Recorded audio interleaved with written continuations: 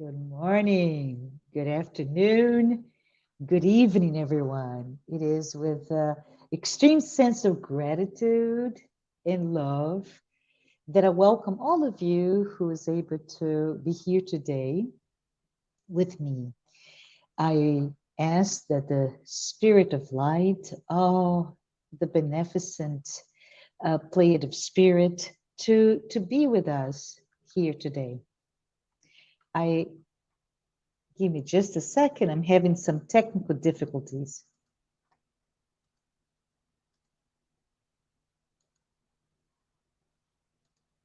And I am back. Thank you. Thank you for that. So we just wanted to have a sense today that, and let me go to my next slide, right? Where today's the 19th of June. And I wanted to especially welcome everyone who's here today on this day that is here with me. We continue, right, on our 10th chapter to study from the book, Wake Up and Be Happy. And wanted to take a moment to say happy Juneteenth. Right? What are we talking about? What is Juneteenth? Well, this is a brand new federal holiday.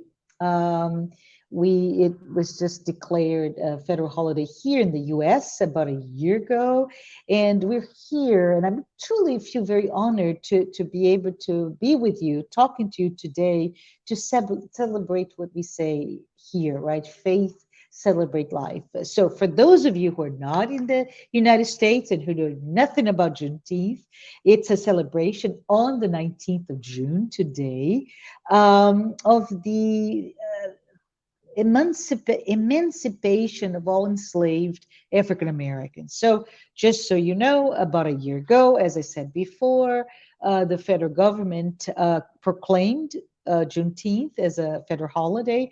It's not widely known, it's not widely celebrated even, but as it marks the anniversary of the announcement of the order, right? It was Union Army General Gordon Granger that on June 19th, 1865, that proclaimed that freedom slaves. So, appropriately speaking, we're here to talk about life. We're talking about faith, and the topics that we're going to talk about specifically are natural faith, faith, life, and progress, and love this title, Horizons of Immortality. So as we keep moving, um, wanted to bring to all of our attentions here today the fact that, simply put, faith is a natural phenomenon. Yes, and what we mean by that is that faith is simply part of you, of me, of all of us. As rational beings, as thinking beings, faith is in our DNA. With that notion, wanted to just perhaps dive a little bit deeper into this because when we speak of faith is quite untangible notion, right? What is faith? How do I feel faith? Well, we feel differently. Mother Teresa famously in her book, in her autobiography, talked about that the evidence of her faith was in this very silent dialogue between her and God. And I think to many of us, it may be simply that, right? Where we cannot maybe hear back, but we see the evidence of faith in everything we do. And Joanna, in this chapter, she talks a lot about it because it is manifested daily. It's manifested probably right now in your lives, wherever you are. And it is done even when you're not consciously aware. We see that evidence of our faith in every situation that we live. So this is quite amazing, and to me quite poetically quite beautifully.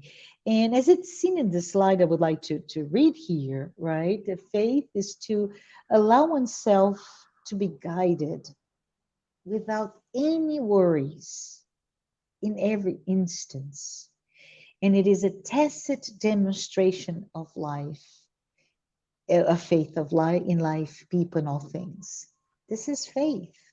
So if we go back to where we are, right? We're here in this discussion, this book study, this book club where we study this specific book. But we're the foundational premise is spiritism, and spiritism at the core of its entire body of work is the notion of rational faith.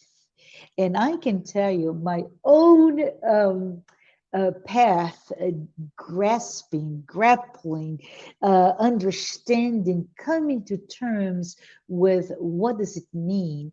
It was translated in reading, in studying, in understanding, in welcoming all the questions, my own doubts, my own lack of awareness and understanding inherently as it is, this notion of my connection with all that is divine, my connection with God, my connection with all the um, spiritual beings, those spirits of light that guide us. Also, my connection with my past, my future, my connection with my own free will, my connection with all that is sacred. And as my inquisitive mind, if you don't mind me speaking a little bit further about my own journey, my inquisitive mind kept pushing me to ask questions and gathering answers to those questions.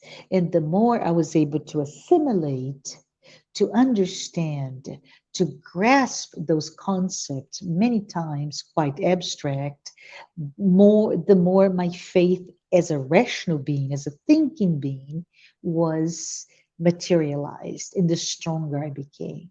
So this is quite an amazing little discussion here to an invitation to all of us. This invitation is let us welcome our faith, understanding that it is evidence in everything that we do, unconsciously or not, but welcome the conscious impact of the rational faith.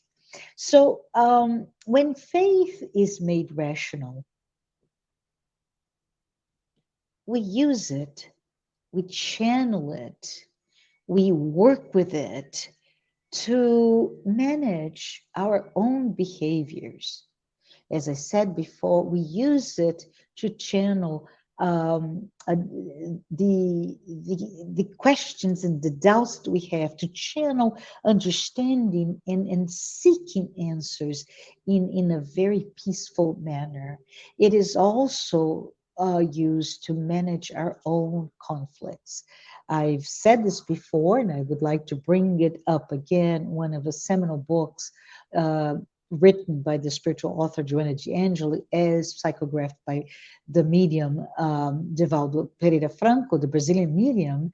One of her books in the psychological series, to which Wake Up and Be Happy is one of them, there is this book called Existential Conflicts that it really breaks down all of us that we inherently also have faith and those conflicts that are part of simply living.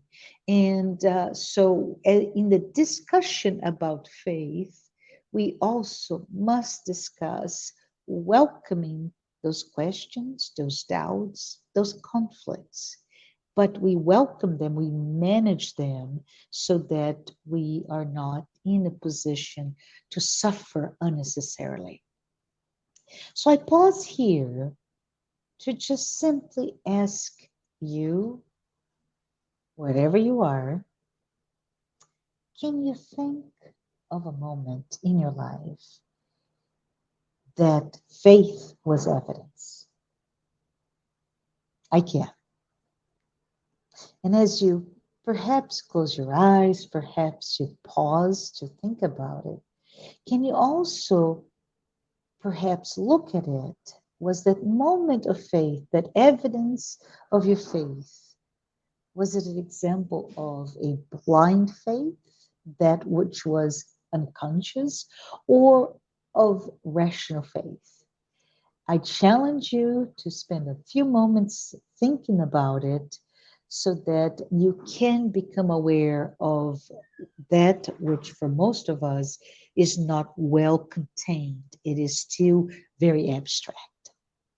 But shifting a little bit the discussion here, I wanted to say that because the law of progress, right, which is the law that we must progress, we are given this very interesting imperative. It is critical for all of us because for us to live, it is quite important. It is, as I mentioned before, I used the word imperative.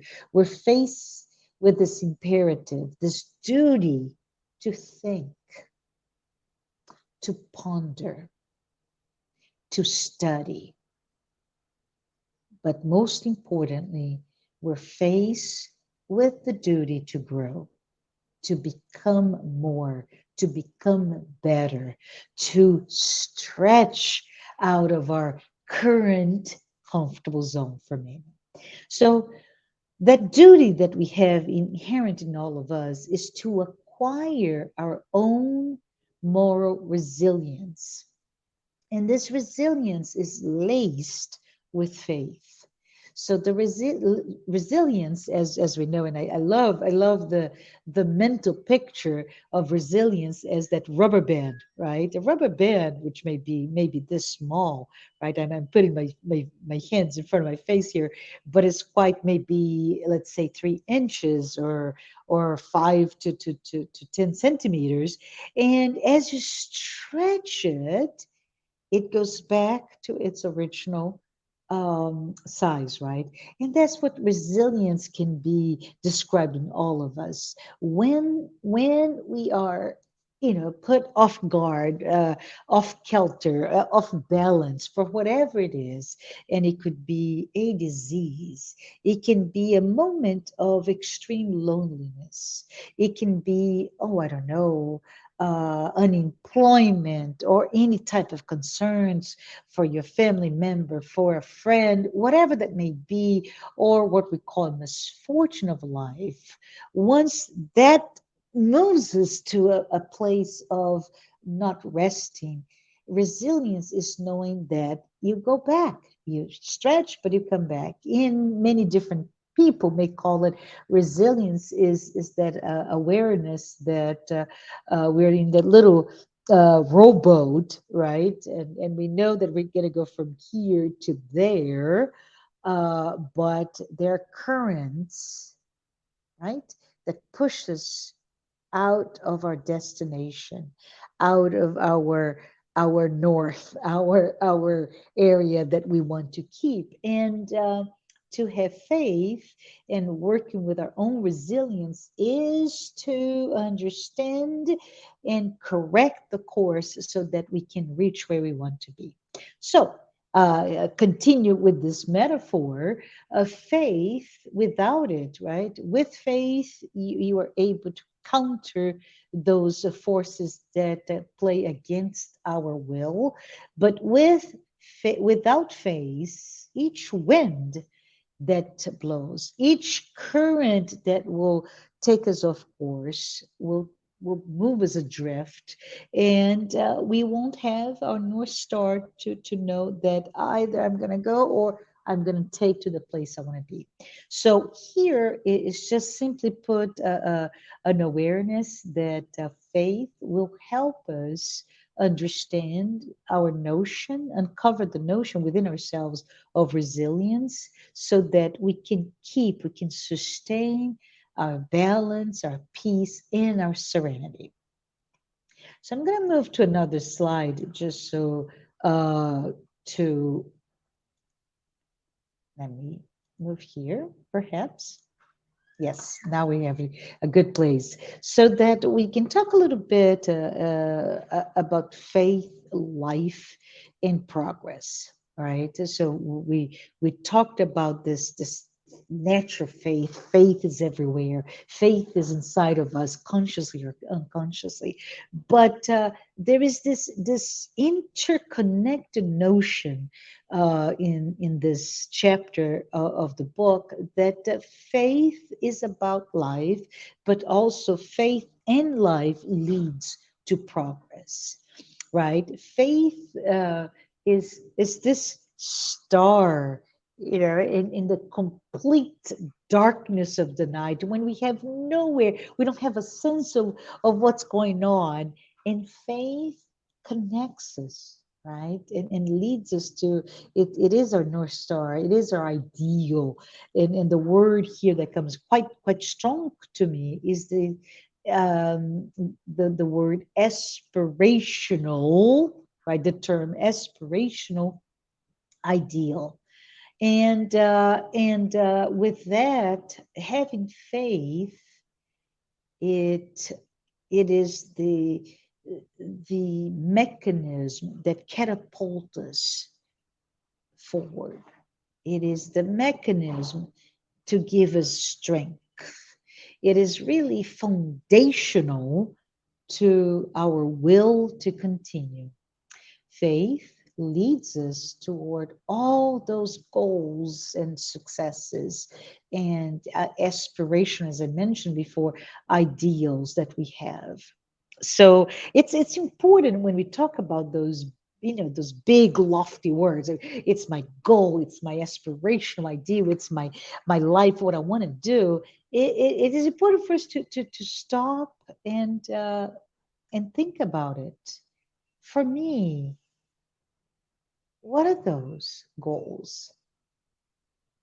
It could be just survival, right? If you think of Maslow pyramid, right, of needs, it could be at the very basic that I'm going through a period of my life that I just need. It's just life is so hard for whatever reason that I'm just trying to hang on to life, and that in itself can be called aspirational. If you're going through a moment of pain, if you're going through a moment of discomfort, a moment of so many fears that you have inside of you, that you just need the will to survive, in that you have faith, right? And with that, we also can propel ourselves for other goals in our lives. So, when we talk about it, I think it's important for say that faith is the soul of life, and what I mean by that is, simply put, that without faith, right? Without this element of faith, life will lose its meaning. In the worst of the worst, life with faith has meaning, right? And because of it, faith is essential to all of us. And I'm talking about not just you and me, but to the entire humanity. Faith is, it gives us this sort of framework, right? It's the mechanisms, the structure, the framework that will push us to continue to seek our own guiding light, and will give us this path to achieve our own aspirations. So if we think about it, faith and life are truly integral parts of this equation that we can call progress. Joanna actually gives us several examples in life, in this life, right? This life that we live recently.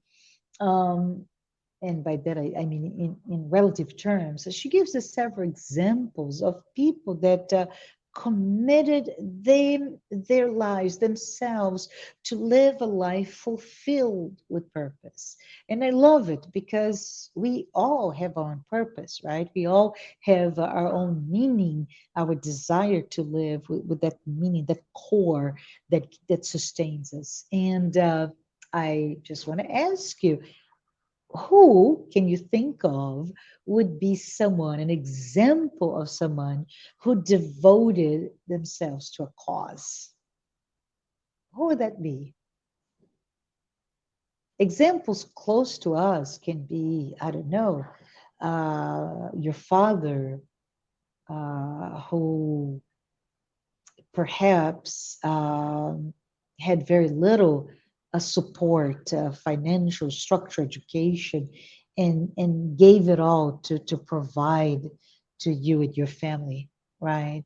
Or it can be someone that you know who did not even have access to school, was illiterate, but gave it all to provide that framework. The goal was to give that sense of a family. Or I don't know, and I'm just thinking here out loud, very ad hoc, but maybe somebody in a family that has never ever ever had a access to higher education, and that one person comes in and says, I'm going to do my all, give it all to give this example to the family members to come, that we can do this, we can have access to higher education.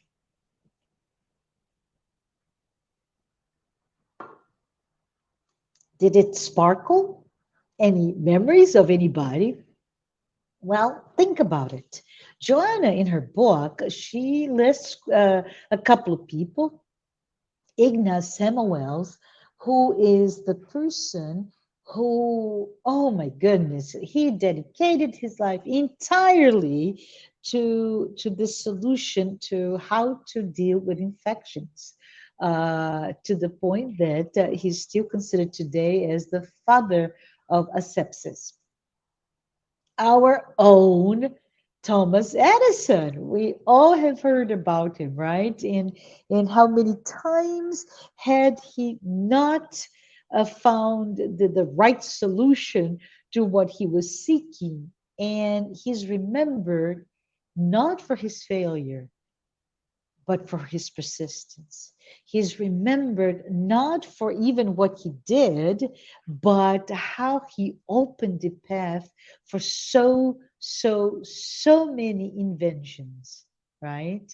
What about Christopher Columbus? It's another example Joanna brings here. And to me, when I think about it, oh my goodness, this man was crazy. He believed when, excuse me, in a time when we said the world was flat, he believed that he could navigate or circumnavigate the earth.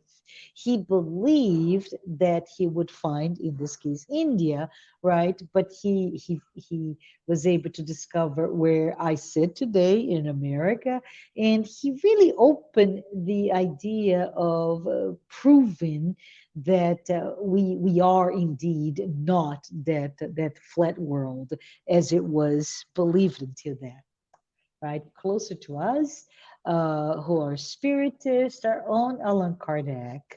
Oh my goodness, his persistence, his diligence, his desire to search for truth, right? And that's what he brought to us, this revelations that came through the questions and answers in the Spirit's book, that is giving light to so many of us. It is bringing us comfort, it is bringing us light, it is bringing a sense of discovery of what it is to be human. And those are just a simple few examples that she lists, but she brings these names for us to ponder on the sense of ideal. examples of people who lived faith, people that allowed faith in a very rational manner. And I'm not talking specifically their faith with the divine. Those are all examples of people living a human in a human material goal, right? But those are examples of individuals who evidence in their motivation to never give up on their goals. And with that, we can ask ourselves, what am I doing with my life? What are my goals? And if I'm aware of them, what am I doing with them? Can I find in myself the motivation that is necessary for me to fulfill my goals? Am I too easily distracted? Do I give up too easily? So we reach our final minutes together to talk about the sense of horizons of immortality. Joanna closes the chapter with the discussion that, or not discussion, the the invitation for us to not let our faith in our own in the future in our own future, but future in general, languish just because something may come in our ways. And by the way, it always will, right? So she asks us not to give up. She asks us to persevere, but then Joanna, she cautions us, she alerts us to say, we, with our faith that is natural in evidence consciously or unconscious everywhere in all of our lifetime, right? She cautions that faith must be nourished. Faith needs to be strengthened. And the strengthen to that faith is simply said our rational thought, our reason, and our perseverance. So she says, when we nourish our faith, we don't get discouraged. We don't get discouraged when it gets tough. We don't get discouraged or disenchanted, right? The beautiful word, when things don't go our way or as we pictured. We don't quit. Remember Thomas Edison. We don't quit. We persevere. And just for a second, let us remember Jesus, our model, right? Here on earth, to the very end of his time on earth that we all can connect to his teachings and the evidence how he exemplified faith. He kept faith in God to the very last second, and he kept faith in humanity. He kept faith in our future. And so, with that, I leave all of you with the invitation from Joanna de Angelis for all of us. Let us live our lives with faith. Let us live that life knowing that faith is manifested everywhere in the most different types of situations. And faith is that framework. It is the foundation that will give us strength and will shed light to our infinite horizon of immortality. I want to say thank you for being with me in the past 30 minutes, and I'll see you next week. Bye bye.